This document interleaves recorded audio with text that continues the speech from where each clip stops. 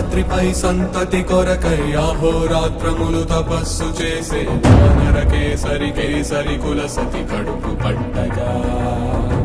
జనించినాడొక అసమాన బలోద్ధతుడు సంయుతుడు అంజనాసుతుడు పవననందనుడు.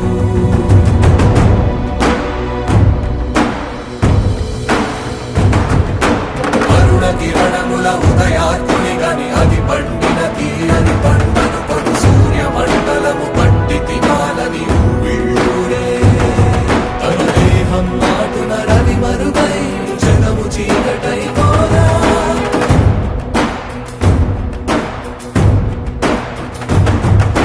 అది అమరేంద్రుడు గమనించి తన ఐరావతమధిరోహించి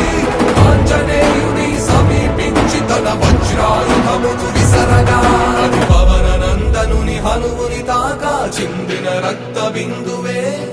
విద్యుద్వేగంతో ధరణి స్థలి వంగ కడలిలో చచ్చి